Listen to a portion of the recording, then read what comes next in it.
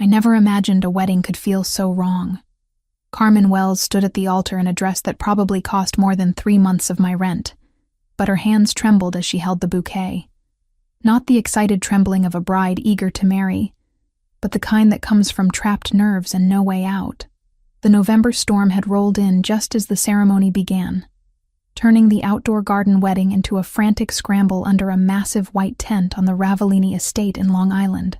Water pounded against the canvas overhead, while 200 guests shifted uncomfortably in their chairs, designer shoes sinking slightly into grass that had turned to mud.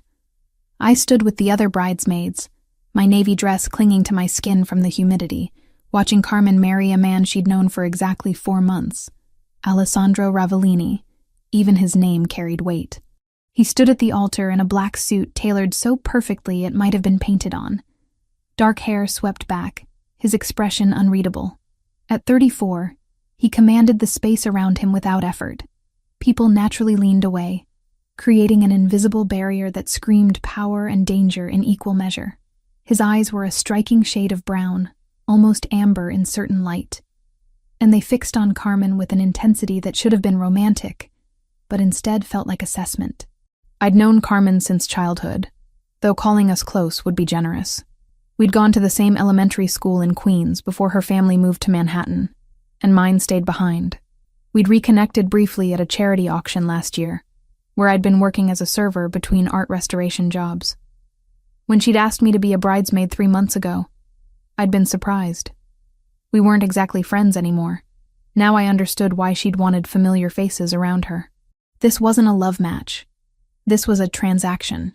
The officiant droned on about commitment and partnership, his words nearly drowned out by thunder that shook the tent poles. I tried to focus on the ceremony, on standing straight and holding my bouquet at the correct angle, but my mind kept drifting to the hospital bills waiting in my apartment. My father's oncology treatment in Ohio was bleeding me dry, and the art restoration work I could find barely covered my rent, let alone the insurance deductibles that seemed to multiply every month. That's when the crying started. A woman in the front row, elegant despite her advanced age, held a baby who had apparently decided he'd had quite sufficient of this whole affair. The wailing started soft, then escalated to full lung capacity within seconds. The kind of crying that cuts through thunder and polite conversation and every other sound in the universe. Alessandro's jaw tightened, the first crack in his composed facade. The officiant paused mid-sentence. Carmen's bouquet trembled harder. The older woman stood, bouncing the baby and whispering what I assumed were soothing Italian phrases. But the child only screamed louder.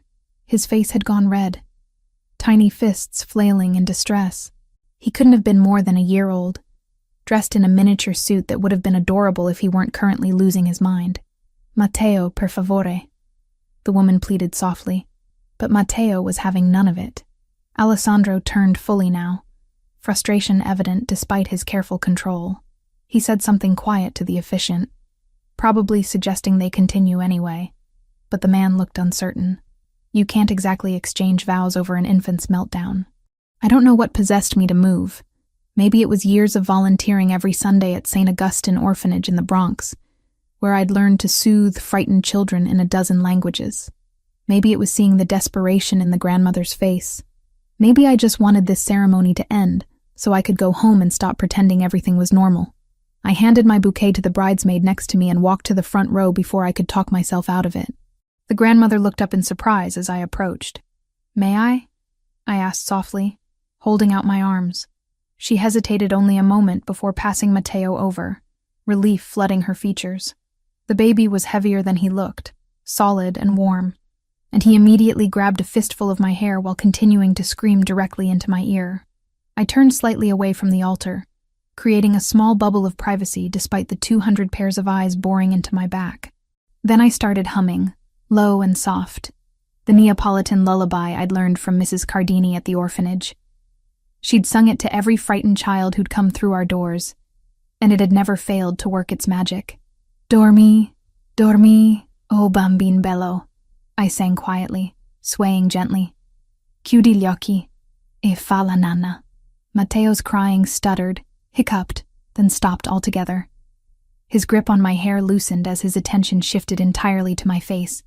I kept singing, one hand supporting his back, the other gently rubbing circles between his tiny shoulder blades. His eyes, the same striking brown as Alessandro's, fixed on mine with sudden, intense focus. Then he smiled, a real, gummy baby smile that transformed his whole face. His small hand released my hair, and instead grabbed my index finger, holding tight like he'd found exactly what he'd been looking for.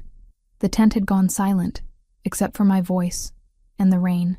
I could feel everyone watching, but I kept my focus on Matteo, finishing the lullaby while he cooed softly and examined my finger like it was the most fascinating object in the world. When I finally looked up, Alessandro Ravellini was staring at me with an expression I couldn't decipher. Something had shifted in those amber eyes, a recognition or realization that made my skin prickle with awareness. It wasn't romantic exactly. It was more like he'd just discovered something unexpected and was recalculating every assumption he'd made. Our eyes met for 3 seconds that felt like 3 hours. Then he nodded once, a gesture of thanks or acknowledgement, and turned back to the officiant. "Please continue," he said, his voice carrying easily despite its softness. I stepped back to my place with the bridesmaids, still holding Matteo, who had apparently decided I was now his favorite person. He babbled contentedly against my shoulder, while Carmen and Alessandro exchanged vows that sounded rehearsed and empty. When they kissed, it was brief and formal, more business deal sealed than marriage celebrated. The reception was held inside the mansion, a sprawling estate that screamed old money despite the Ravellini fortune being relatively new. The decor was elegant without being gaudy, all cream and gold with fresh flowers that probably cost more than my monthly grocery budget. Matteo's grandmother had reclaimed him as soon as the ceremony ended, thanking me profusely in Italian, while Matteo reached back toward me and whimpered. I'd found a quiet corner near the bar, nursing a glass of champagne I couldn't really afford the calories for, when Alessandro appeared at my elbow. "Thank you," he said simply, "for helping with my son. Your son, not my nephew or my cousin's child. His son," which meant Carmen was marrying a man with a baby from a previous relationship. Another detail she'd failed to mention. "He just needed someone to sing to him," I replied, trying not to stare at how Alessandro's presence seemed to command the space around us. Up close, I could see the slight shadow of stubble along his jaw, the way his eyes tracked every movement in the room even while focused on me. Children respond well to music. You're good with him. Most people don't know that song. His gaze was assessing, curious. You speak Italian? Some. I volunteer at an orphanage that serves a lot of Italian immigrant families. You pick things up. Something flickered across his face at the mention of the orphanage, but it vanished before I could identify it. Carmen mentioned you're an art restorer. I am. I sipped my champagne, wondering where this conversation was heading. Freelance mostly. Small private collections. I have a collection that needs work. Renaissance pieces, primarily Italian. Would you be interested in consulting? The offer caught me off guard. People like Alessandro Ravellini didn't hire freelance restorers they'd just met at weddings. They went through galleries and agencies and probably required 3 references and a background check. I'd need to see the pieces first, I said carefully. Assess the damage and determine if I have the expertise. Of course. I'll have my assistant contact you. He pulled a card from his jacket pocket, heavy cream cardstock with just a phone number embossed in gold. No name, no title. Call this number Monday. We'll arrange a viewing. I took the card, our fingers brushing briefly. His hand was warm, slightly calloused, despite the obvious wealth. A man who did more than sign papers and attend meetings. Thank you for the opportunity, Mr. Ravellini. Alessandro, he corrected. Then he did the strangest thing. He looked back toward where his son was being held by the grandmother, then back at me. Thank you again. For Matteo. You gave him something he needed. Before I could respond, someone called his name from across the room, and he was gone, moving through the crowd with that same effortless authority. I stayed another hour, fulfilling my bridesmaid duties and making awkward conversation with relatives who kept asking if I was single and what I did for work. When I finally escaped into the rainy night and climbed into the hired car back to Queens, I pulled out Alessandro's card and stared at it. My studio apartment looked even smaller and shabbier when I got home, water stains on the ceiling and a radiator that clanked like it was fighting for its life. I dropped my dress on the floor, too exhausted to hang it properly, and collapsed on my bed still wearing my undergarments. My phone showed 3 missed calls from the hospital in Ohio, and 2 emails about overdue bills. I'd been avoiding them for days, hoping the art gallery would finally pay me for the last restoration job, but the check kept getting delayed. Alessandro Ravellini's card sat on my nightstand, that gold number gleaming in the streetlight filtering through my window. Working for someone like him probably meant good money, maybe even great money, the kind that could make a dent in the medical bills crushing me. But men like Alessandro didn't offer opportunities without expecting something in return. Whatever job he was offering came with strings I couldn't see yet, woven into a web I didn't understand. I should have thrown the card away. Should have stayed in my small, safe world of minor restoration jobs and weekend volunteer work.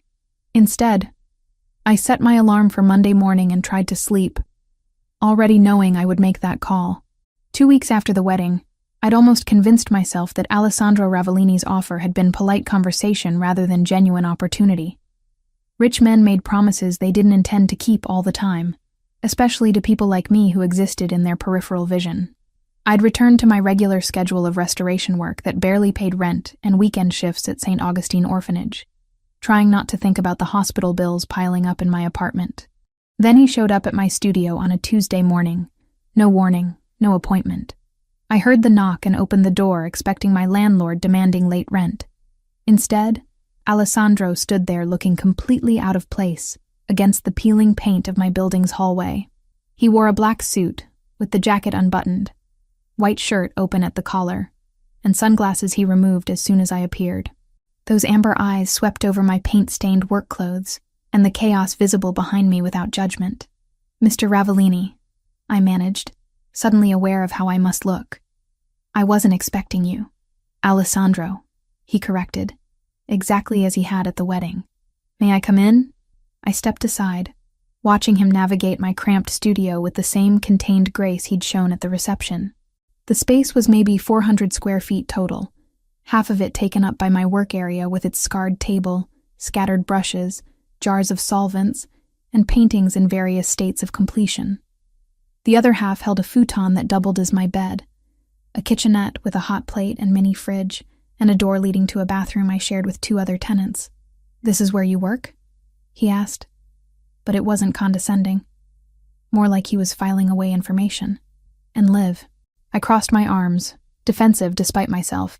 "Not all of us can afford Long Island estates." His mouth curved slightly. Not quite a smile, but close.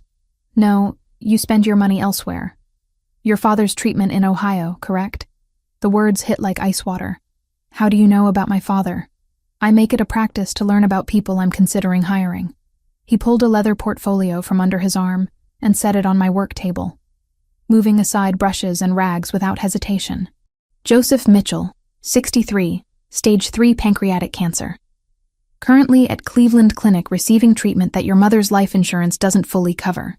You send approximately $3,000 monthly to help with medical bills while living on less than $1,500 here." My hands clenched into fists.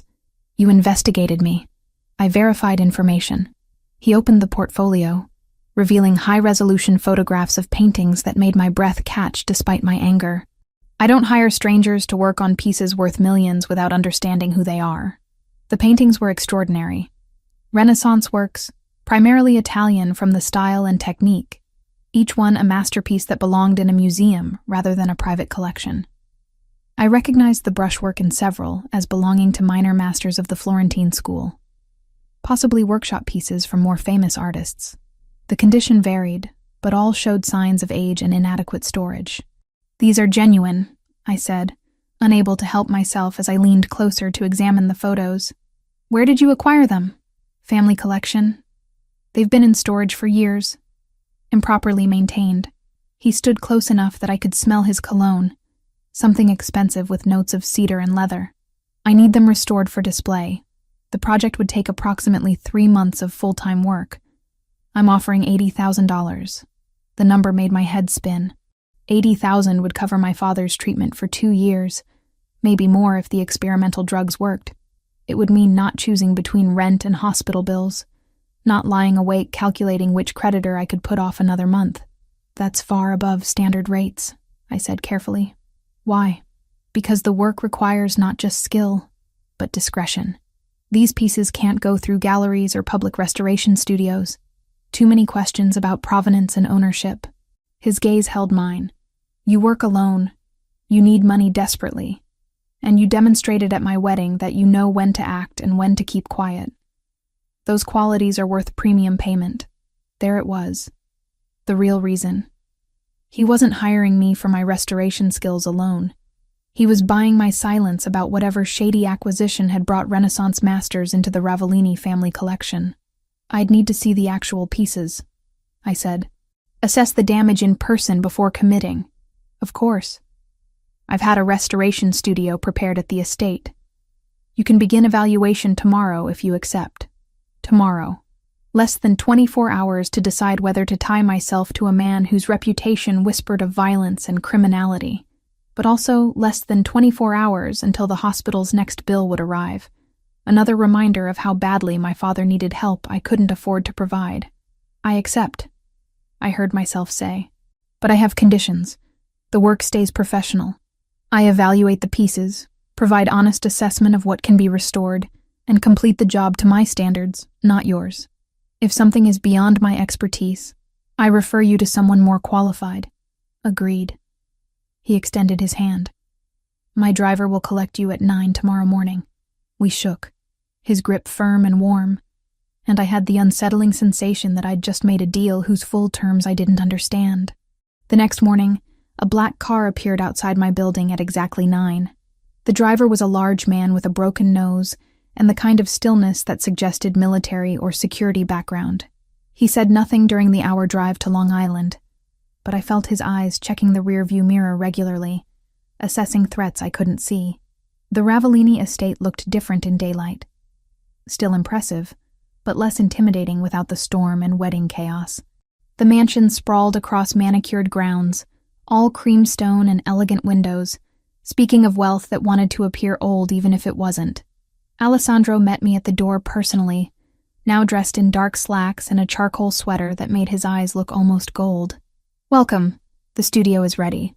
He led me through hallways decorated with art that would make collectors weep, past rooms where staff members moved quietly, their eyes sliding away from me in that particular way that suggested they'd been told not to acknowledge guests. We climbed to the second floor, walked down a corridor lined with family portraits, and stopped at double doors Alessandro unlocked with a key from his pocket. The studio beyond was perfect. North-facing windows flooded the space with clear light. Temperature controls hummed almost inaudibly, and work tables held equipment I'd only dreamed of owning. Ultraviolet lamps for examining paint layers, infrared imaging equipment for seeing beneath the surface, microscopes for detailed analysis, and every solvent, varnish, and pigment I could need arranged in careful order. This is incredible, I breathed, moving to examine the setup. This equipment alone must have cost $50,000. 62, he corrected. But necessary for the work. The paintings are in the climate-controlled cabinet. I opened the specified cabinet and found myself face-to-face with 7 Renaissance works that were even more stunning in person than in photographs. My fingers itched to begin examination immediately, to lose myself in the technical challenges each piece presented. I'll need time, I said. Full assessment could take a week before I can provide accurate restoration timelines. You have complete access. The studio is yours during business hours. Alessandro moved to the door, then paused. One more thing. My son Matteo occasionally wanders this floor. His nursery is down the hall. If he disturbs your work, inform the staff and they'll keep him contained. He's not a disturbance, I said, remembering the baby's grip on my finger at the wedding. Children respond well to quiet spaces. If he wants to visit, he's welcome. Something shifted in Alessandro's expression, too quick to identify. As you wish. He left me alone with the paintings and questions I couldn't quite voice. Why was I really here? What did Alessandro Ravellini actually want from me beyond restored artwork? And why did the way he'd looked at me when I mentioned Matteo make my skin prickle with awareness that had nothing to do with fear? I pushed the questions aside and got to work. The paintings needed me, and for now that would have to be reason sufficient. The The first week passed in intense focus. I documented each piece with photographs and notes, used UV light to examine previous restoration attempts, and employed infrared imaging to map the paint layers beneath the visible surface. The work revealed fascinating details, workshop techniques and pigment choices that spoke to the painting's origins. But I couldn't entirely ignore the household drama unfolding around my quiet studio. Carmen appeared occasionally, always dressed impeccably, always maintaining perfect distance. She never asked about my work, never stayed long, and her eyes held the kind of resigned unhappiness that comes from accepting an unpleasant fate. "How are you settling in?" she asked one afternoon, her voice polite but empty. "The studio is wonderful. Alessandro has been very accommodating." Her laugh was bitter. "Alessandro is always accommodating when he wants something. Just remember that everything here comes with expectations attached." She left before I could ask what she meant. Matteo became my regular visitor. The baby would appear in the doorway held by his grandmother, those amber eyes so like his father's scanning the room until they found me. Then he'd make happy sounds and reach out, clearly requesting transfer. The grandmother, whose name I learned was Sophia, would smile and hand him over. "He remembers you from the wedding. You made quite an impression." I'd hold Matteo while working, the baby content to sit on my lap and watch me examine paintings with tools he found endlessly fascinating. He'd babble commentary in what sounded like Italian mixed with baby nonsense. His small hands occasionally reaching to touch brushes I kept carefully out of reach. Alessandro found us like that one afternoon, me seated at the work table with Matteo on my lap, both of us examining a particularly intricate section of gilding under magnification. "He's disrupting your work," Alessandro said from the doorway, but his voice lacked conviction. "He's company. I don't mind." I glanced up, surprised by the expression on Alessandro's face, something vulnerable and raw that vanished the moment he noticed me watching. "Does he stay here at the estate full-time?" "Yes. His mother isn't involved." The words were clipped, discouraging further questions, but I caught the implication. Matteo's mother, whoever she'd been, was gone from his life entirely, which made Carmen a stepmother to a 10-month-old, whose existence she clearly resented. That night, after returning to my studio apartment, I researched the Ravellini family more thoroughly. The results were exactly what I'd expected and feared. Alessandro Ravellini, 34, head of what multiple sources delicately termed an import-export business with rumored organized crime connections. His first wife had died in childbirth 3 years ago, and Carmen Wells had married into the family just weeks before. I was working for the Mafia, restoring probably stolen art for a man who might have blood on his hands. The sensible thing would be to quit immediately, take whatever partial payment Alessandro offered, and return to my safe, struggling existence. Instead, I returned to the estate the next morning, because my father needed treatment, and I needed money more than I needed clean conscience. And because Alessandro Ravellini watched me work with intensity that suggested I wasn't just there to restore paintings, though what else he wanted remained frustratingly unclear. 6 weeks had passed since I'd accepted Alessandro's offer, and the rhythm of working at the Ravellini estate had become routine. The early morning drive from Queens to Long Island, the security gate that always opened precisely as the car approached, Sophia's quiet greeting in the foyer, and the climb to my restoration studio on the second floor. The work itself consumed me completely, hours disappearing as I examined paint layers under magnification, tested cleaning solutions on microscopic sections of canvas, and slowly revealed colors that had been hidden under centuries of grime and oxidized varnish.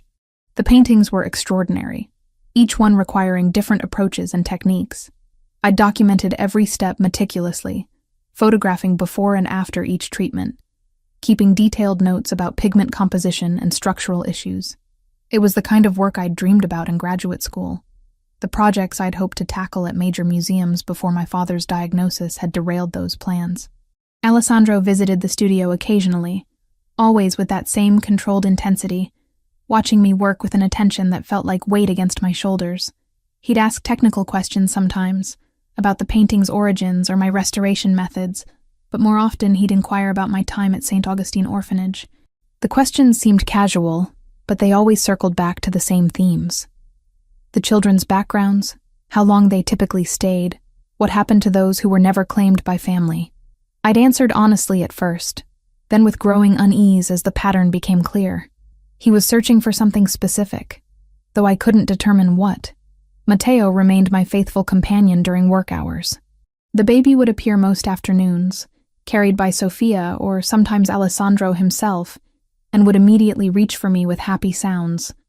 I'd grown genuinely attached to him, this serious 10-month-old with his father's amber eyes and a temperament that shifted from cranky to content the moment someone sang to him in Italian. Carmen never came to collect him, never even asked about him when I encountered her in the hallways. The distance between stepmother and stepson was obvious and sad. On a Friday afternoon in late October, Alessandro found me in the studio examining a particularly challenging piece under UV light. He carried Matteo on his hip, the baby drowsily fighting sleep. "I need you to assess some additional pieces," he said without preamble. "They're stored in the attic. Sofia will show you the way." I nodded, setting aside my tools.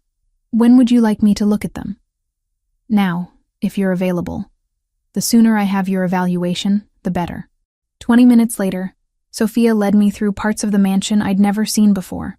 We climbed a narrow staircase at the far end of the second-floor corridor, the walls closing in as we ascended into older sections of the house.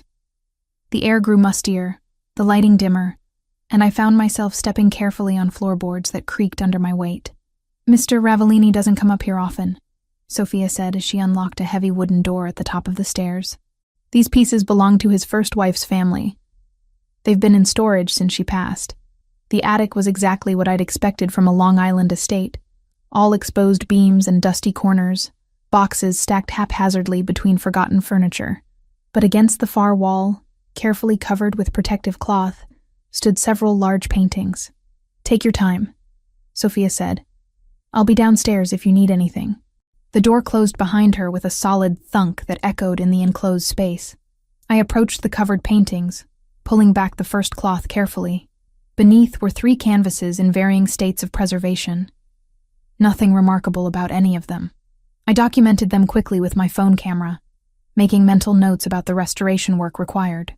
The second stack was more interesting, including what appeared to be an early Renaissance Madonna that would require extensive cleaning. I was crouched beside it, examining the frame, when I noticed one more painting leaning against the wall behind the others. Partially hidden, I pulled it forward into better light and felt my breath catch. It was a portrait of a boy, maybe 6 years old, painted in oils with remarkable skill. The child sat formally, hands folded in his lap, wearing clothing that suggested the portrait was recent rather than antique. But it was his face that stopped my heart. Those large, solemn brown eyes that seemed to track me as I stared, the serious expression that belonged on someone much older, the way dark hair fell across his forehead. I knew this face. I'd seen it dozens of times, drawn in crayon and pencil by uncertain hands, recreated obsessively in sketch after sketch at St. Augustine Orphanage. This was Luca. Luca, who'd arrived at the orphanage 2 years ago with no memory of his life before being found in Grand Central Station. Luca, who spoke fragments of Italian and refused to talk about his past. Luca, who drew the same man's face over and over, always getting the eyes right. Those distinctive amber-brown eyes that were currently burning into me from the doorway. "I asked you to evaluate the paintings, not remove them from storage."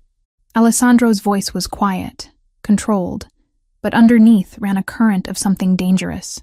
He stood in the attic entrance, perfectly still, except for the tension visible in his shoulders.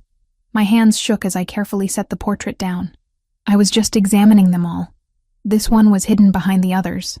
He crossed the space in 4 long strides and picked up the portrait himself, holding it like something fragile and precious.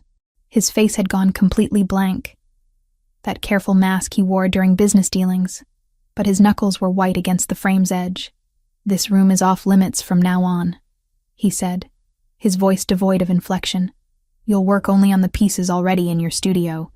Is that understood?" "Alessandro, who is this child?"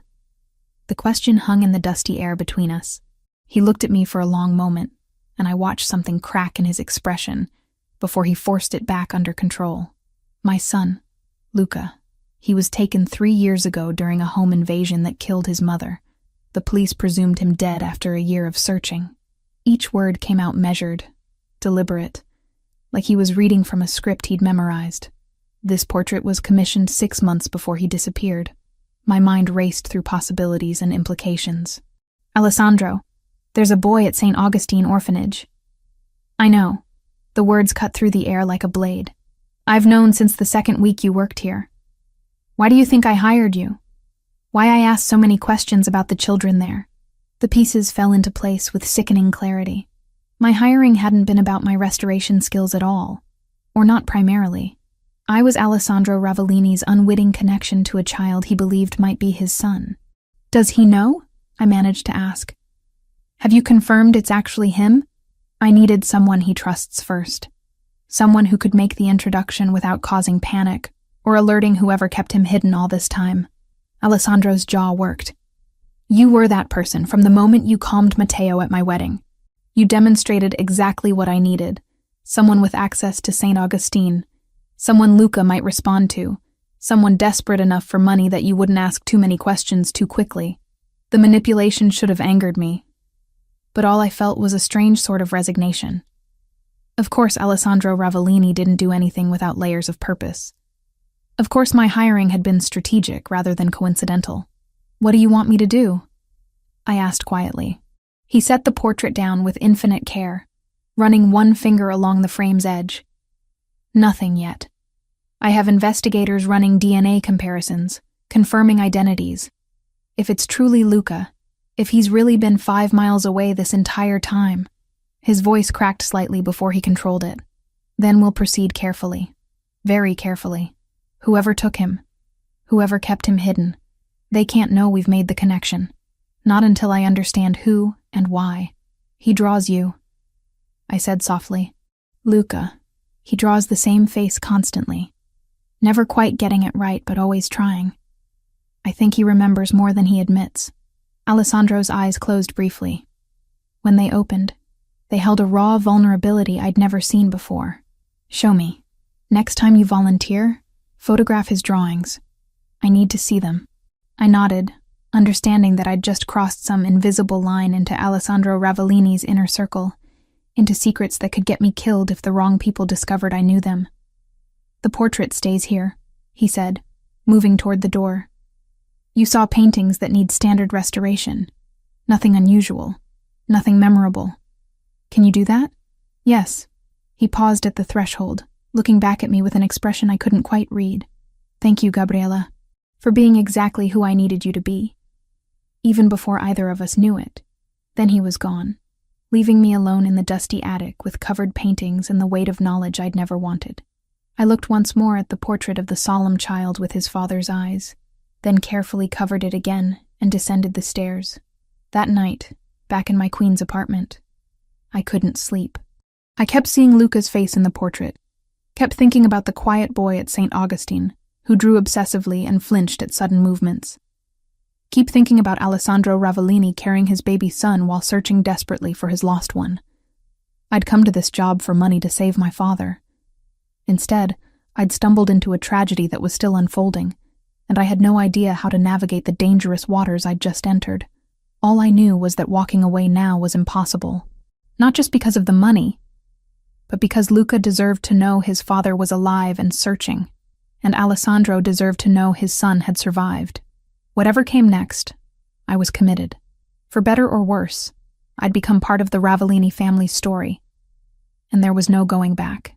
3 days after finding the portrait, I couldn't eat, couldn't focus on restoration work, couldn't stop thinking about the boy with Alessandro's eyes sitting in an orphanage 5 miles from where his father lived. The weight of the secret pressed against my chest like a physical thing, making every breath feel deliberate and difficult. I needed a plan. Something that wouldn't alert whoever had taken Luca in the first place, wouldn't put the boy in danger, but would give Alessandro what he desperately needed: confirmation and a path forward. On Sunday morning, I drove my beat-up Honda to St. Augustine Orphanage in the Bronx for my regular volunteer shift. The building looked exactly as it always did. Red brick weathered by decades of city grime. Chain-link fence surrounding a small playground where kids shouted and played despite the November chill. But everything felt different now. charged with purpose and danger I'd never noticed before. Luca was in the art room, as he usually was on Sundays, hunched over a sketch pad with the intense focus he brought to everything. I watched him for a moment before approaching, noting the way his dark hair fell across his forehead, the serious set of his mouth, the careful precision of his pencil strokes. "What are you working on?" I asked, settling into the chair beside him. He glanced up, and something in his expression relaxed. "Buildings. I like drawing buildings." I looked at the sketch, my heart clenching. It was the Ravellini estate, unmistakably, though drawn from a child's fragmented memory. The arched windows, the stone facade, even the garden fountain were all there, rendered in surprising detail for a 7-year-old. "That's beautiful work," I said carefully. "Have you seen this building somewhere?" Luca shrugged. That evasive gesture I'd learned meant he was uncomfortable. "Maybe. I dream about it sometimes." "And a man with eyes like mine." My throat tightened. "Tell me about the man." "He's tall. He sounds like the priests who speak Italian at Mass. In my dreams, he holds my hand, and we walk through gardens." Luca's pencil moved across the paper, sketching quick lines. "But it's just dreams, made-up things." I watched him draw for a few more minutes, then made my decision. "Luca, would you like to meet someone who might be able to help the orphanage? A man who wants to donate money for art supplies and maybe a field trip?" His eyes widened slightly. "Who?" "A businessman. He's Italian, like you. He has a baby son who might visit too." Luca considered this with the gravity only children who've learned not to trust easily can manage. "Okay. When?" "Soon. Let me arrange it." I left the orphanage an hour later with photos of Luca's drawings on my phone and a plan forming in my mind. Back in my apartment, I called Alessandro's number, the one he'd given me for emergencies. He answered on the first ring. "Gabriella, I need to talk to you. Not at the estate. Somewhere private. Give me an address." We met at a small cafe in Queens, far from both the Ravellini estate and St. Augustine. Alessandro arrived alone. No security detail visible, though I suspected they were nearby. He wore jeans and a dark jacket, looking almost normal except for the tension radiating from him. "Show me," he said without preamble as soon as he sat down. I pulled out my phone and showed him the drawings. Alessandro's hands shook as he zoomed in on each image, his face going pale when he saw the sketch of the estate. "He remembers," Alessandro whispered. "After all this time, he still remembers. Not consciously. He thinks they're dreams, but yes, he remembers." I leaned forward. "I have an idea, but it's going to require your cooperation and patience." Alessandro looked up, those amber eyes burning with intensity. "Whatever it takes. The orphanage needs funding. They're always desperate for donations. I'm going to tell the director that I know someone interested in supporting their art program, maybe sponsoring a field trip to a museum. You'll visit as a potential donor, meet the kids, see Luca in his environment without forcing direct contact. And then, we see how he reacts to you. If there's recognition, if he feels safe. Meanwhile, you need to get DNA confirmation without him knowing. Can you do that?" Alessandro nodded slowly. "I have contacts. Former FBI, now private security. He can pose as a volunteer, collect a sample discreetly. Hair or saliva would work. But Alessandro, you can't push this. If whoever took him is watching, if they realize we've made the connection, they won't."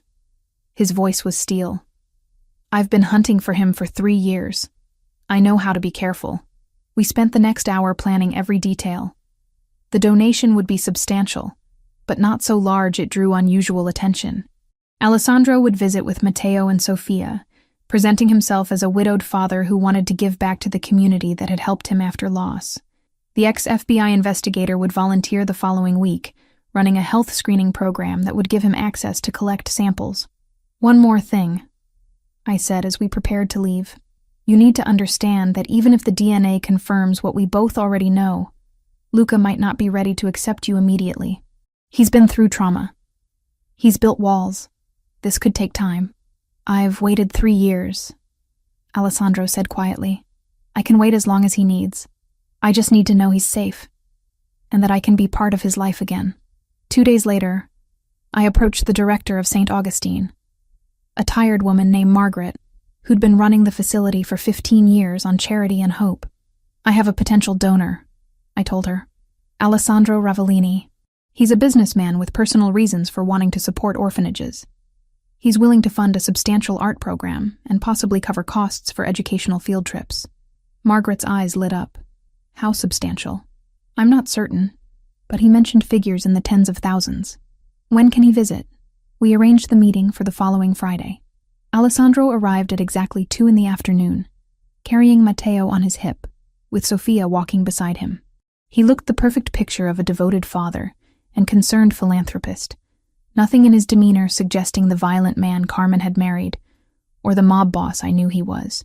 The children gathered in the common room, some shy, others bold, all curious about the visitors. Luca hung back near the wall, watching with those careful eyes. Alessandro gave a brief speech, speaking in accented English about loss and community, and the importance of supporting children who'd experienced trauma. His gaze kept drifting to Luca, but he was subtle, never staring long enough to make it obvious. Then Matteo started fussing, reaching out toward the other children. Alessandro shifted him, and in that movement, Luca stepped forward slightly, his expression changing. Recognition, maybe. Or just the pull of a memory he couldn't quite place. "You can touch him," Alessandro said gently, noticing Luca's attention.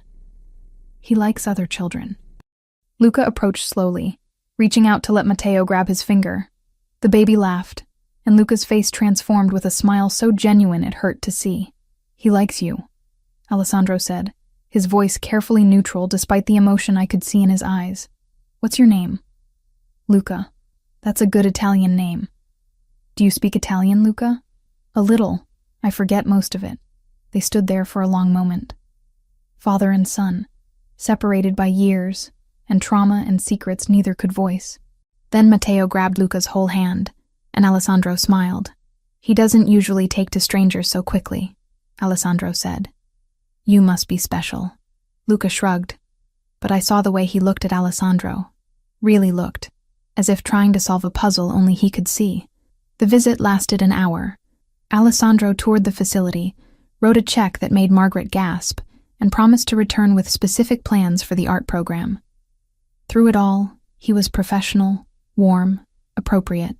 No one watching would have guessed they were seeing a father who'd just been reunited with his lost child. As Alessandro prepared to leave, Luca approached him one more time. "Will you come back?" the boy asked quietly. "Yes," Alessandro promised. "Very soon." After they left, I helped clean up the common room. Luca found me putting away chairs. "He seemed familiar," Luca said. "Like someone from before. Before I came here." My hands stilled. "Maybe he reminds you of someone you knew." "Maybe." Luca looked at his drawings scattered across the art table. "Or maybe I'm remembering wrong. The doctor says my memories from before aren't reliable. Memories can be tricky," I agreed carefully. "But feelings are usually true." "Did you feel safe with him?" Luca considered this with that heartbreaking seriousness. "Yes, I felt safe." The following week, Alessandro's investigator arrived. He was a compact man in his 50s who introduced himself as Frank, former FBI turned private security consultant. He ran health screenings, checking vision and basic vitals, chatting easily with the children while collecting information. When Luca sat for his screening, Frank managed to collect a hair sample that fell during the examination, pocketing it with practiced subtlety. The whole interaction took less than 10 minutes. The sample went to a private lab that specialized in paternity testing. Alessandro paid extra for expedited processing and complete confidentiality. 5 days later, Alessandro called me at midnight. I answered groggily, heart hammering. "The results came back," he said, his voice thick with emotion. 99.9% match. "He's mine, Gabriella. Luca is my son." I sat up in bed, fully awake now. "What happens next?" "You keep doing exactly what you're doing. Be his constant, his safe person. I'll continue visiting the orphanage as a donor, building trust slowly. And I'm going to start investigating who took him and why, because someone inside my own organization had to have facilitated this. Someone who knew our security, our patterns, our vulnerabilities. That's dangerous, Alessandro. Everything about this is dangerous. His voice hardened. But Luca is alive, and I'm getting him back. No matter what it costs. After we hung up, I sat in the darkness of my apartment, thinking about the boy who drew buildings from memory and the father who'd never stopped searching, thinking about the danger we were all in now that we knew the truth. I'd come to New York to be an artist. I'd taken Alessandro's job to save my father. And somehow, I'd ended up at the center of a story about loss and hope and the lengths people will go to protect the ones they love. Outside my window, the city hummed with its usual chaos. Inside my chest, my heart beat with the knowledge that everything was about to change, and there was no going back to the simple life I'd once known. The DNA confirmation changed everything and nothing at once. Alessandro had proof his son was alive, but Luca remained in the orphanage, vulnerable and unaware. For 6 weeks after receiving those results, Alessandro became a ghost, haunting 2 worlds simultaneously. He appeared at St. Augustine every Tuesday and Thursday afternoon, always with Sofia and Matteo, always bringing donations or organizing activities. To the orphanage staff, he was the generous benefactor establishing an educational foundation. To Luca, he was becoming something else entirely, someone familiar and safe. I watched their relationship develop with my heart in my throat. Alessandro never rushed, never pushed. He'd sit on the floor during art time, Matteo crawling between his legs, and help Luca with his drawings. He'd speak Italian occasionally, casual phrases that made Luca's eyes light with recognition, before confusion clouded his face again. "Why do I understand you?" Luca asked one afternoon, setting down his pencil. "The sisters say I spoke Italian when I arrived, but I don't remember learning it." Alessandro's hand stilled on the paper he'd been sketching. "Sometimes we know things deeper than memory. Language lives in a different part of us." Luca considered this seriously. "Like how I know buildings I've never seen?" "Exactly like that." I stood in the doorway watching them, father and son circling recognition neither could name, and wondered how much longer we could maintain this careful fiction before something broke. Back at the estate, the atmosphere grew increasingly tense. Matteo had become my shadow during work hours, refusing to let Sofia take him unless I was occupied with restoration work that required both hands. Carmen noticed, of course. She'd appear in doorways watching me hold her stepson, her expression unreadable. "You're good with him," she said one evening, startling me as I rocked Matteo to sleep in the studio. "Better than I ever was." "You're his stepmother," I replied carefully. "He needs you. He needs someone who actually wants him." Carmen moved closer, her heels clicking on the hardwood. "Alessandro married me for political alliance, not love. Matteo is a constant reminder of what I can never be, the mother of his real children, the woman he actually chose." The bitterness in her voice was so raw it hurt to hear. "Carmen, don't." She held up a hand. "I'm not looking for comfort. I'm warning you. You're getting involved in something complicated and dangerous. My family has expectations. Alessandro has obligations. Whatever you think is happening between you 3, remember that nothing in this world comes without cost." She left before I could respond, and Matteo stirred against my shoulder, making soft sounds in his sleep. That night, Alessandro asked me to meet him in his office after the household had settled. I found him surrounded by documents, exhaustion evident in the set of his shoulders. "My consigliere Roberto finished his investigation," he said without preamble. "The kidnapping 3 years ago wasn't random. It was orchestrated by someone inside my organization who sold information about our security protocols and Luca's schedule to the Moretti family." My stomach dropped. The Morettis? Carmen's family? Her uncle, specifically. Russo Moretti, an underboss. Alessandro's voice was cold, controlled fury barely contained. "They took my son, killed my wife, and then years later forced me into marriage with Carmen to cement their control. They've been using family alliance to infiltrate my operations. Does Carmen know? That's what I need to determine." He looked up at me, amber eyes haunted.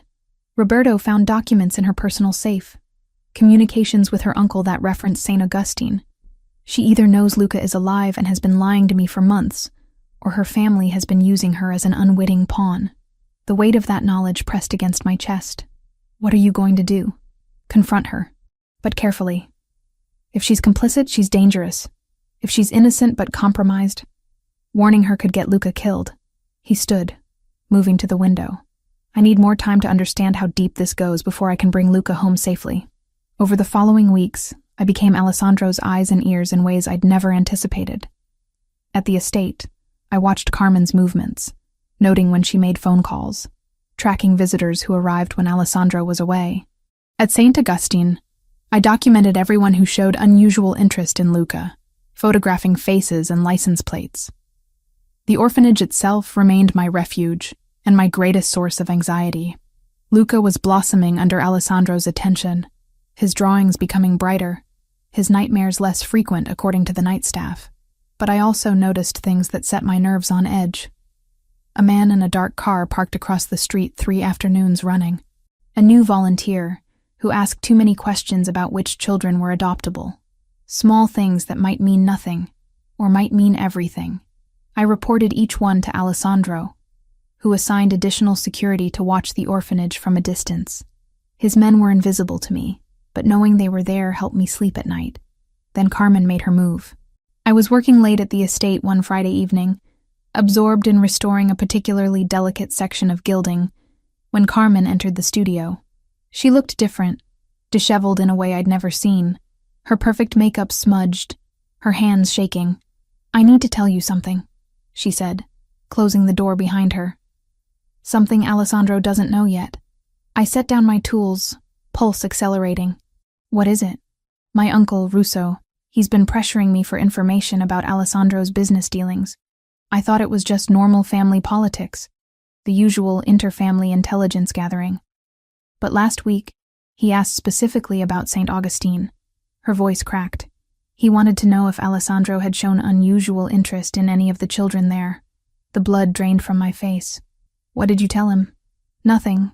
I said I didn't know anything about Alessandro's charitable work." She wrapped her arms around herself. "But Gabriella, my uncle doesn't ask idle questions. If he's focused on St. Augustine, it means he knows something, or suspects something." "Why are you telling me this?" Carmen's eyes met mine, and I saw genuine fear there. "Because I just found out why Alessandro really married me." Roberto left documents on Alessandro's desk, investigation reports about my uncle's involvement in Adriana's murder and the kidnapping of Alessandro's first son. Tears spilled down her cheeks. "My family used me. They forced this marriage knowing what they'd done, using me as a tool to keep control over Alessandro." She sank into a chair, shoulders shaking. "I didn't know. I swear I didn't know they'd killed his wife and taken his child. They told me it was a business arrangement, that Alessandro needed our family's political support. I thought I was helping broker peace between the families. I didn't know whether to believe her, but the devastation in her voice sounded genuine. "Does your uncle know you've discovered this?" "No. I've been pretending nothing has changed." "But Gabriella, if he's asking about St. Augustine, if he's figured out that boy might be Luca," she looked up at me desperately. "You need to warn Alessandro. Protect that child. Whatever my family is planning, it's happening soon." I found Alessandro in his office minutes later, relaying everything Carmen had said. His face went completely blank. That dangerous stillness that meant he was calculating moves in a chess game I couldn't see. "Roberto," he said into his phone. "Full lockdown on St. Augustine.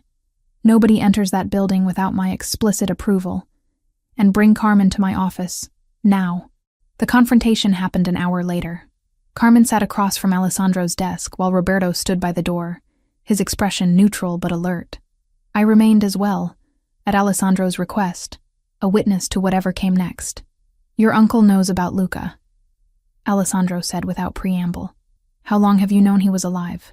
Carmen's hands twisted in her lap. "I only found out tonight, reading the investigation reports Roberto left. Before that, I knew nothing about the kidnapping beyond what the news reported.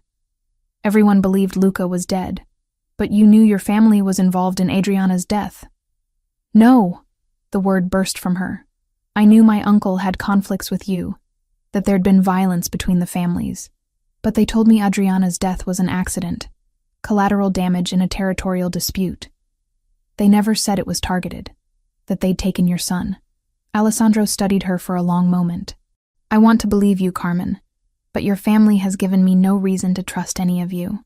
Then don't trust me based on my family, she said, voice steady despite the tears. Trust me based on my actions. I'm telling you what my uncle asked, warning you that he's closing in on St. Augustine. If I were working with him, I would never reveal that. The logic was sound, but Alessandro's expression remained closed. Or you're delivering a message your uncle wants me to receive, creating panic that makes me act rashly. Alessandro, please. Carmen leaned forward. I know I've been a terrible wife. Cold, distant, resentful of a marriage I never wanted. But I'm not a monster. If that boy is your son, if he's been alive all this time, he deserves to be home with his father.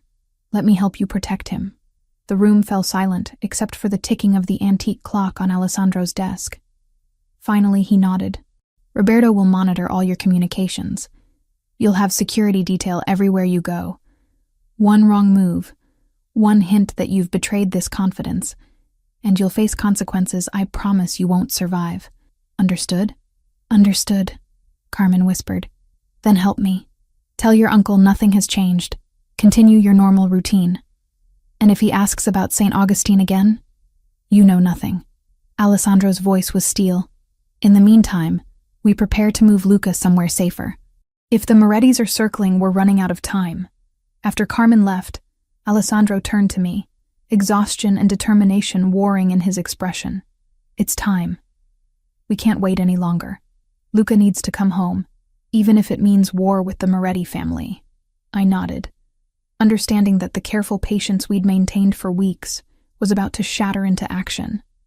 Whatever came next would change all our lives irrevocably. The storm we'd been trying to avoid was finally here. Alessandro's plan to recover Luca quietly disintegrated on a rainy November afternoon at St. Augustine. The lawyers were still finalizing custody paperwork. Roberto was coordinating logistics for transitioning Luca to the estate, and I'd spent the morning preparing Luca emotionally for the possibility of living with Mr. Ravellini on a trial basis. Everything was proceeding with careful precision, until it wasn't. I arrived at the orphanage just after lunch, shaking rain from my jacket as I signed in at the front desk. The familiar sounds of children echoing through hallways, Margaret's voice drifting from her office, the smell of institutional food mixed with cleaning supplies. Normal, safe. Everything I'd come to expect from Tuesday afternoons spent volunteering. Luca was in the art room working on a drawing of the Ravellini estate gardens. His memory of those grounds was getting sharper, more detailed with each of Alessandro's visits. I settled beside him, admiring the careful way he'd rendered the fountain. That's beautiful work. You have a real gift for remembering spaces. He glanced up, offering a small smile.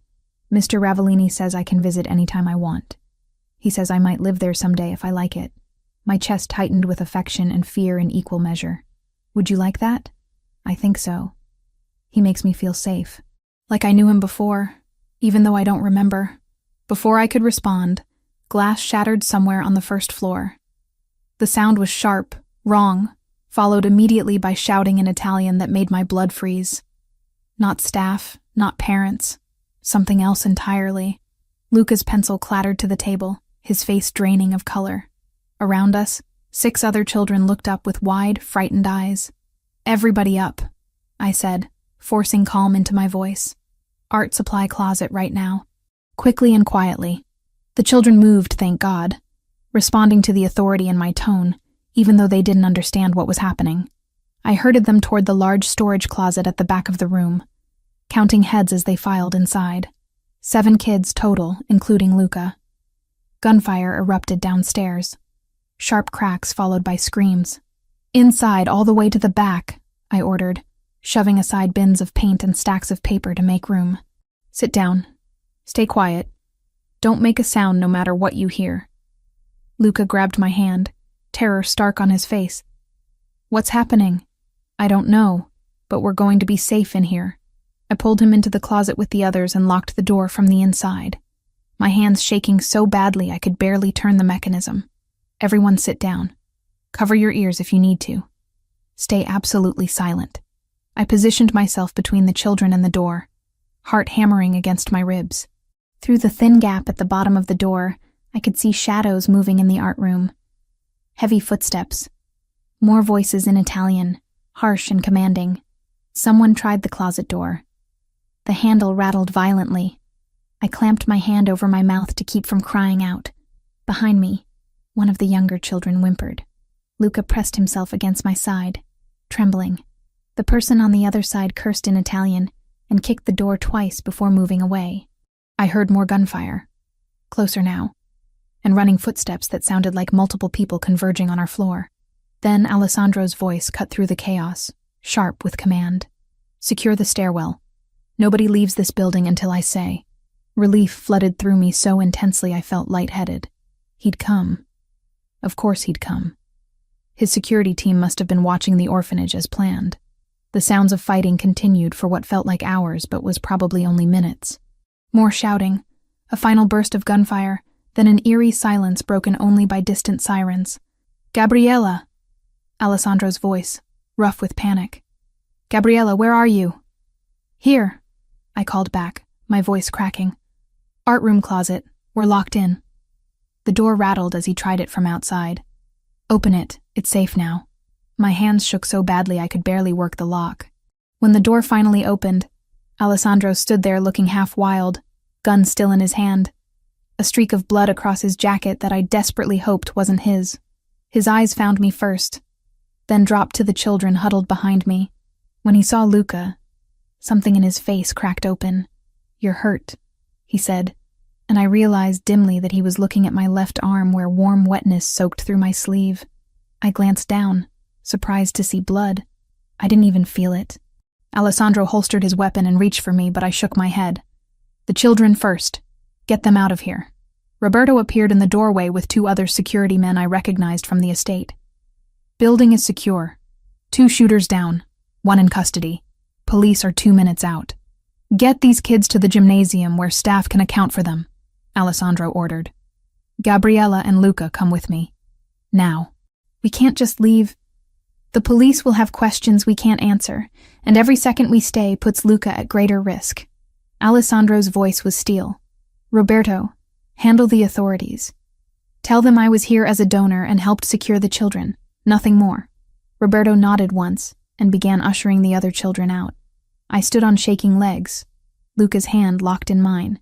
Alessandro moved to us, cupping my face with one hand, while the other supported my bleeding arm. Can you walk? Yes. Then we go. Out the back entrance before the police arrive. The next 10 minutes passed in a blur of motion and adrenaline. Alessandro guided us through service corridors I didn't know existed, down a back staircase, and out a delivery entrance where a black SUV waited with engine running.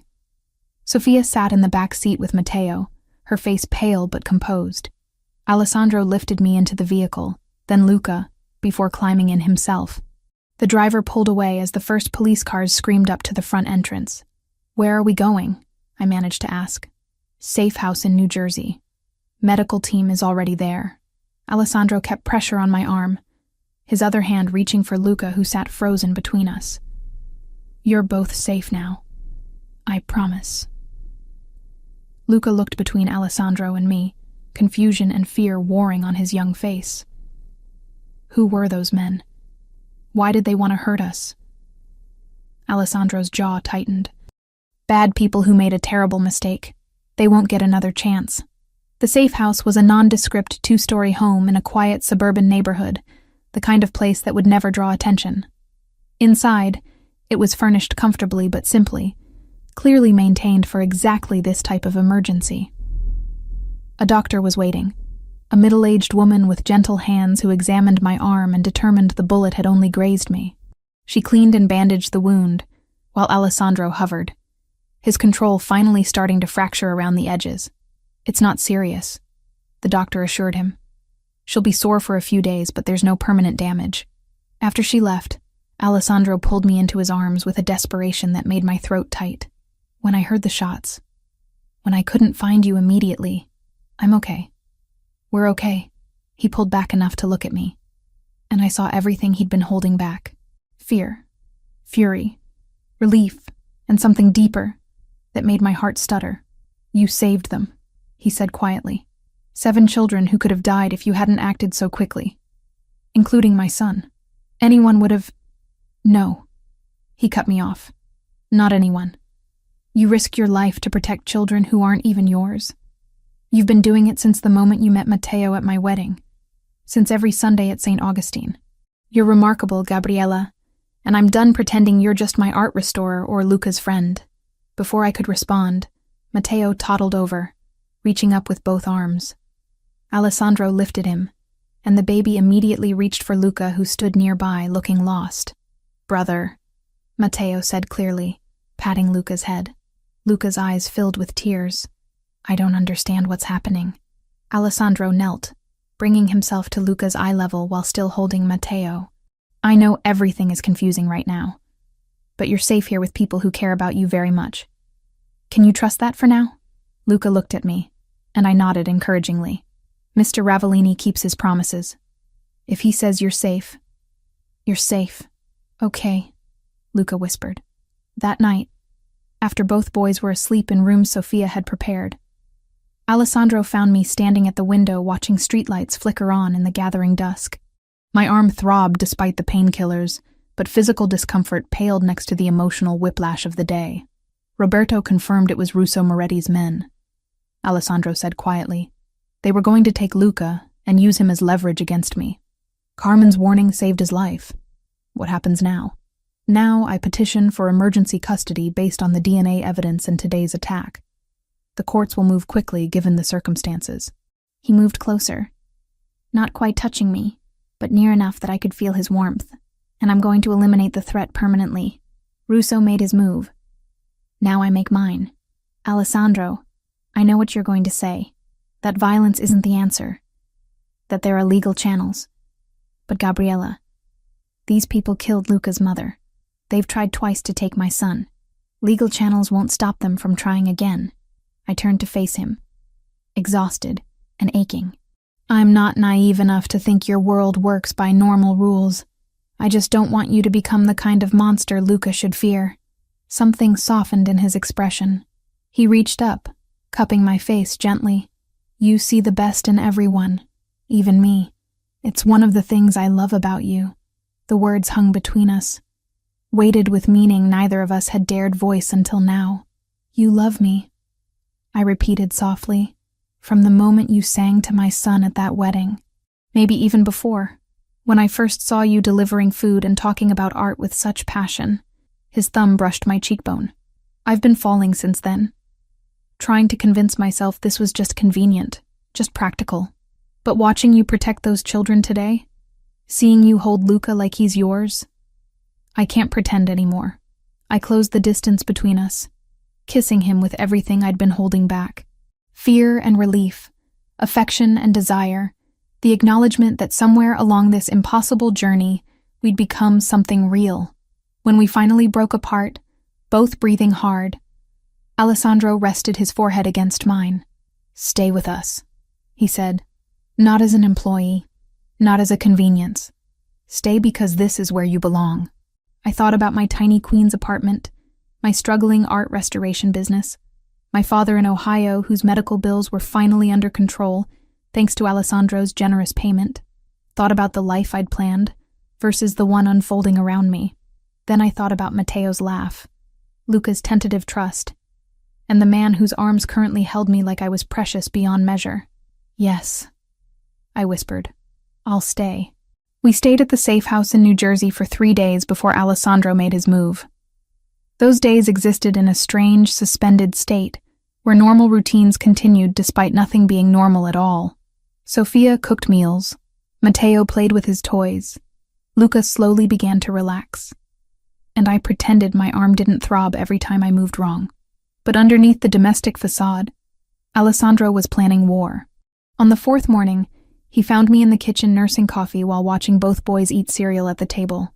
I'm calling a sit-down with the 5 families, he said quietly. Tonight. Roberto has secured a neutral location. My stomach dropped. What are you going to do? End this, permanently. His voice was cold, devoid of the warmth he showed the boys. Russo Moretti orchestrated my wife's murder, took my son, then infiltrated my family through Carmen. The council needs to hear the evidence and pass judgment. And if they don't rule in your favor? Alessandro's expression went dark. Then I handle it myself and deal with the consequences. The meeting was set for 7 that evening at a restaurant in Brooklyn that had been in the same family for generations, neutral territory where disputes had been settled for decades. Alessandro left at 6 with Roberto and 4 security men, dressed in a black suit that made him look every inch the dangerous man he was. Before walking out the door, he pulled me aside. If I don't come back, don't say that. If I don't come back, he continued firmly, Roberto has instructions. You and the boys will be protected. There's money in accounts only you can access. Legal documents giving you guardianship of both Luca and Matteo. My throat closed. Alessandro. He cupped my face in both hands and kissed me hard. I love you. Remember that. Whatever happens tonight. Then he was gone, and I was left alone with Sophia and 2 children who had no idea their father might not survive the evening. I tried to maintain normalcy, reading bedtime stories to both boys, but my mind kept drifting to that restaurant in Brooklyn. What was happening? Was Alessandro safe? Had Russo brought his own men? Would this end in bloodshed? By 9, both boys were finally asleep. Sophia and I sat in the living room, neither of us speaking, both watching our phones. At 9:45, mine buzzed with a text from Alessandro. It's done. Coming home. Relief flooded through me so intensely I started shaking. Sophia squeezed my hand, tears in her own eyes. Alessandro walked through the door at 11, looking exhausted but unharmed. I flew into his arms, checking him for injuries, needing physical proof he was really here. What happened? He sank onto the couch, pulling me down beside him. I presented evidence to the council. Financial records showing Russo paid for the hit on Adriana. Testimony from one of his men who participated in Luca's kidnapping. DNA proof that Luca is my son and has been alive this entire time, hidden deliberately by the Moretti family. And Russo was given a chance to defend himself. He didn't deny any of it. Alessandro's jaw tightened. He claimed it was justified, that my first wife's family had insulted the Morettis and needed to be taught a lesson. That taking Luca was leverage to control me. What did the council decide? Unanimous vote for execution. Russo Moretti was found guilty of violating the most sacred code, killing an innocent woman and harming a child. He was dealt with immediately. The clinical way he said it sent chills down my spine. He's dead. Yes. I should have felt something, horror maybe, or moral outrage. Instead, I just felt tired. What about Carmen? The council ruled she was an unwitting pawn. Her uncle used her to gain access to my organization without her knowledge of his original crimes. Alessandro ran a hand through his hair. She's being granted annulment of our marriage and permission to relocate to Europe with financial support. In exchange, she's sworn never to return to New York or have contact with any member of the Moretti family. That's generous. She saved Luca's life with her warning. I owe her that much. He pulled me closer. The marriage is over, Gabriella. Within a month, I'll be legally free. The implication hung in the air between us. Free to marry again if he chose. Free to build a real family with someone he actually loved. What happens now? I asked quietly. Now I petition the courts for custody of Luca using the DNA evidence and Carmen's testimony about the kidnapping. Given what happened at St. Augustine, and with Russo dead, there's no one left to contest it. He took my hand. I'm bringing my son home. Both my sons, officially. 2 days later, Carmen came to the safe house. She looked smaller somehow, fragile in a way I'd never seen at the estate. Her eyes were red from crying, her designer clothes replaced with simple jeans and a sweater. Alessandro met her in the study while I waited in the hallway with the boys. Through the door, I could hear their voices, too low to make out words, but the tone was civil at least. After 20 minutes, Carmen emerged. She saw me holding Matteo, Luca standing close beside me, and something cracked in her expression. I'm sorry, she said, her voice breaking. For everything. I didn't know what my family had done. If I had, I never would have agreed to marry Alessandro. I never would have let them use me like that. I believe you, I said, and meant it. She approached Matteo, who turned his face away from her. Carmen's composure shattered completely. I was a terrible mother to you. I know that. You deserved better. She touched his hair gently. Gabriella will take good care of you. She already loves you more than I ever could. Before I could respond, she turned and left, Sophia escorting her to a waiting car that would take her to the airport.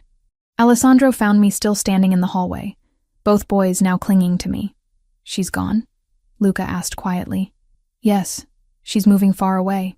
Good, Luca said with a child's blunt honesty. She was always sad here. Maybe she'll be happier somewhere else. That night, Alessandro sat both boys down for a conversation I'd been dreading. Luca was old enough to understand, at least partially, and he deserved truth.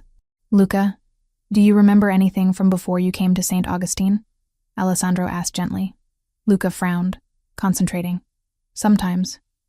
I remember a pretty lady with dark hair who sang to me, and gardens, and feeling safe. That lady was your mother. Her name was Adriana, and she loved you very much. Alessandro's voice was steady despite the pain evident in his eyes. 3 years ago, bad men hurt her and took you away from me. You were lost for a long time, but now I've found you again. Luca looked at him with those serious amber eyes. You're my father? My real father? Yes, but I thought you were just the nice man who brought presents to the orphanage. I was looking for you, Alessandro said, hoping you were my son. And when I found out for sure, I promised myself I would never lose you again. Luca processed this, his young mind working through implications. So Matteo is really my brother? Yes, and if you want to, you can come live with us. With me, Matteo, Sophia, and Gabriella. Will Gabriella stay?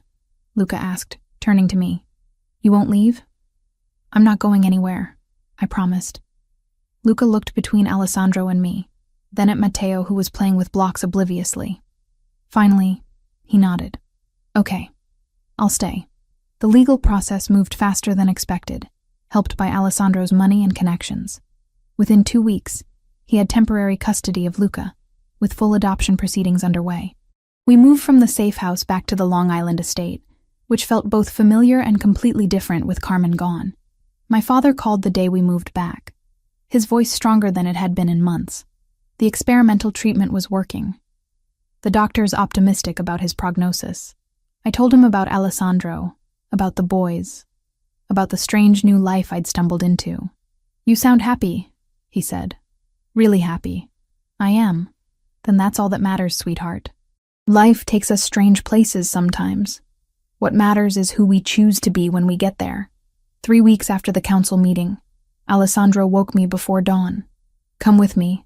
I want to show you something. We drove to the estate's boathouse, where a small sailboat waited. Alessandro helped me aboard, and we sailed out onto the calm morning water as the sun rose over Long Island Sound. When we were far from shore, he cut the engine and turned to me. When Adriana died, I thought I'd never feel whole again, that the best parts of me died with her. He took both my hands. Then you walked into my life, calming my son at my wedding, and everything changed. Alessandro, let me finish. He smiled. You restored more than paintings in my home. You restored hope. You gave me back my son. You showed Matteo what real love looks like. And you made me believe I could be more than the violence my world demands. He pulled a small box from his pocket and opened it, revealing a ring that caught the early morning light. Marry me, Gabriella. Not because it's convenient or political. Marry me because I love you. Because you're already the mother my sons need. Because I want to spend every day for the rest of my life being worthy of you. I couldn't speak past the emotion choking me. Instead, I nodded, tears streaming down my face. Alessandro slipped the ring on my finger and pulled me into a kiss that tasted like salt air and new beginnings. When we returned to the estate hours later, both boys were waiting on the front steps with Sophia. Luca spotted the ring immediately. Does this mean Gabriella is staying forever now? He asked. Forever, Alessandro confirmed. Matteo clapped his hands, shouting something that might have been Mama, and Luca allowed himself a rare full smile. Standing there in the morning light with Alessandro's arm around me and both boys running forward to hug us, I thought about the journey that had brought us here. From that stormy wedding where I'd soothed a crying baby, through art restoration and orphanage visits, through violence and fear, and finally to love. It wasn't the life I'd planned, but looking at my new family, I wouldn't change a single moment. 8 months passed like pages turning in a book I'd written without knowing the ending. Winter melted into spring. Then summer arrived with its heavy heat and long evenings that stretched golden across the estate's gardens. In that time, our fractured family slowly knit itself into something whole. Luca's therapy sessions continued weekly, helping him process memories that surfaced in fragments. He'd remember pieces of his early childhood, his mother's voice singing Italian lullabies, the gardens he'd drawn obsessively at St. Augustine. The therapist said his mind was protecting him, revealing only what he could handle processing. Alessandro attended every session when his schedule allowed, learning how to support a traumatized child who was slowly remembering the father he'd lost. One evening in late spring, we were having dinner together, all 4 of us at the kitchen table instead of the formal dining room. Matteo was making a mess with his pasta. Luca was telling Alessandro about a book he'd been reading, and I was refilling water glasses when it happened. Luca paused mid-sentence, fork suspended above his plate, his eyes distant. "Papa," he said quietly, testing the word. Then louder, with certainty. "Papa." Alessandro froze, his own fork clattering to the plate. "What did you say?" "Papa." Luca looked at him with those serious amber eyes. "That's what I called you before. I remember now. You taught me to say it in Italian when I was little." Alessandro's composure shattered. He pushed back from the table and crossed to Luca, pulling him into an embrace so tight I worried he might hurt the boy. But Luca wrapped his arms around his father's neck and held on just as fiercely. "I remember you," Luca whispered. "Not everything, but pieces. You used to carry me through the gardens and tell me stories about your grandmother in Italy. You taught me to swim in the pool. You were always there. I never stopped looking for you," Alessandro said, voice breaking. "Not for a single day." Matteo, sensing the emotion without understanding it, climbed down from his chair and wrapped his arms around both of them. I stood watching my family hold each other, tears streaming down my face. That night marked a turning point. Luca began calling Alessandro Papa regularly, the Italian endearment coming more naturally than the English dad. His nightmares decreased, his smiles came more easily, and the serious, guarded expression he'd worn like armor at St. Augustine gradually softened into something more age-appropriate. My father's health continued improving, the experimental treatment working better than anyone had dared hope. In June, he was declared in remission and flew to New York to meet Alessandro and the boys properly. I'd been nervous about the meeting, but my father and Alessandro found common ground discussing art, history, and the challenges of raising children in difficult circumstances. "You make her happy," my father told Alessandro while we were cleaning up after dinner. "I can see it in her eyes. She's found where she belongs." "She saved my family," Alessandro replied. "I intend to spend the rest of my life being worthy of that gift." By July, the legal proceedings were finalized. Luca's adoption was approved, making him officially Luca Ravellini again. The judge who signed the papers commented that she'd never seen such overwhelming evidence of a child belonging with his family. "Take care of each other," she said when we left the courthouse. "You've earned this happiness." That night, Alessandro found me in the studio I'd finally finished restoring.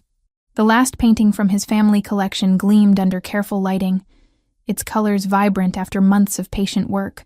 "It's beautiful," he said, studying the Renaissance masterpiece. "You brought it back to life. It was always beautiful. I just helped people see it again." He turned to me, taking both my hands. "Marry me this month. I don't want to wait anymore." We'd been engaged since that morning on the sailboat, but neither of us had pushed for immediate wedding plans. There'd been too much chaos, too many legal proceedings, too much healing that needed to happen first. But now, with Luca settled and happy, with Matteo calling me Mama, without hesitation, with our family finally whole, there was no reason to delay. "Yes," I said simply. "Let's get married." The wedding took place on a Saturday evening in late July, in the same garden where I'd first calmed Matteo at Alessandro's wedding to Carmen. But this ceremony bore no resemblance to that tense, rain-soaked affair.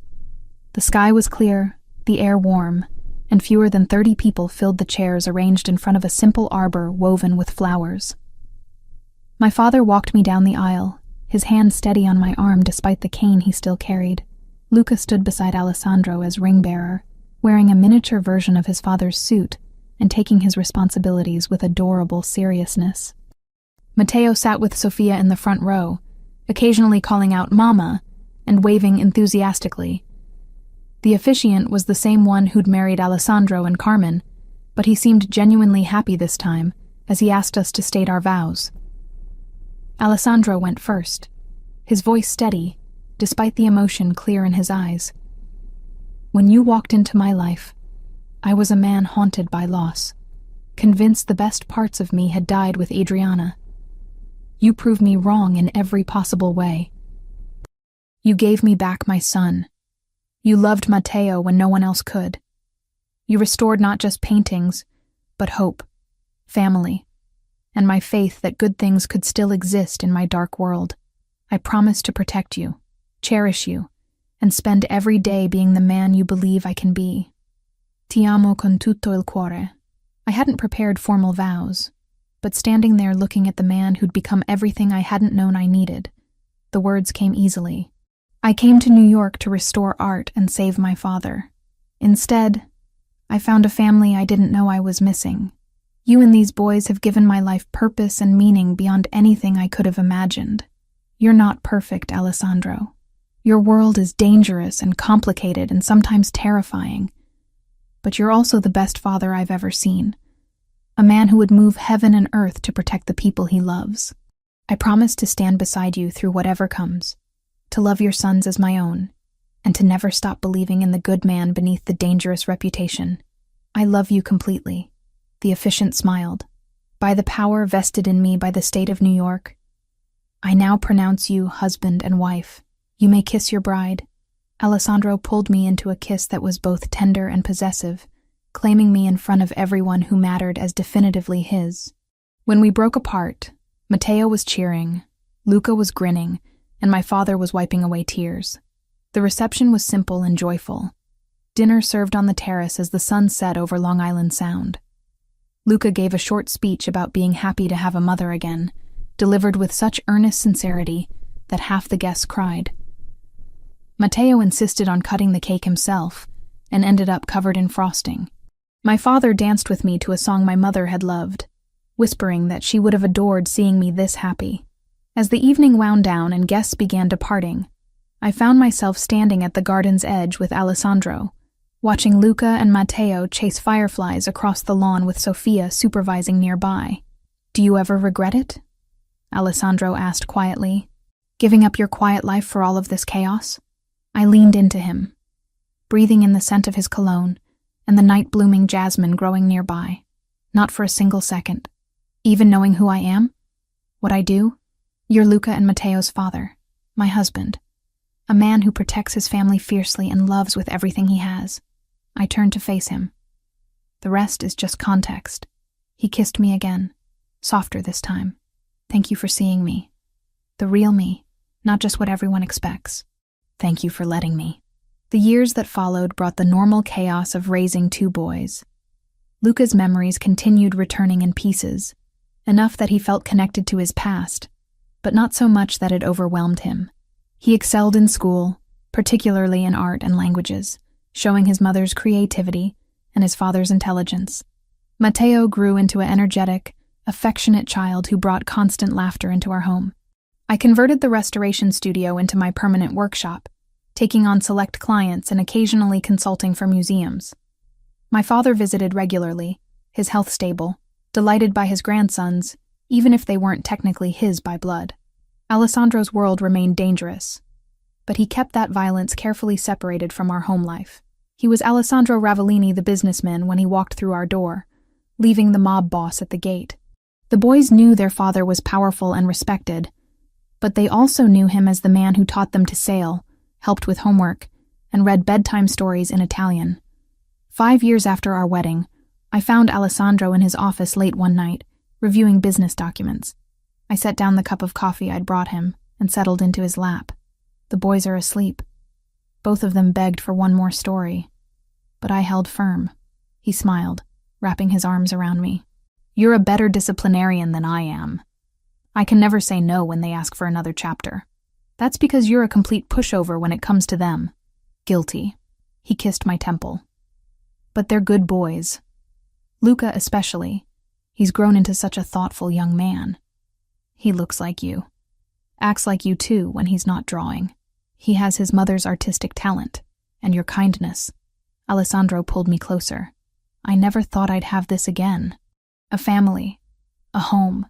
Someone who loves me, despite knowing all my darkness. Your darkness is part of you. I love all of it, even the parts that scare me sometimes. We sat together in comfortable silence, the kind that comes from years of knowing each other completely. Outside the window, the estate garden stretched into darkness. But inside our home, everything was warm and safe, and exactly as it should be. The portrait of young Luca that I'd found in the attic hung now in Alessandro's office, a reminder of what we'd almost lost and what we'd fought to reclaim. Next to it was our wedding photo, and beside that, a recent picture of all four of us on the sailboat, windblown and laughing, a family rebuilt from fragments of loss and trauma and unexpected love. Not perfect, but ours. And that was more than sufficient. The end.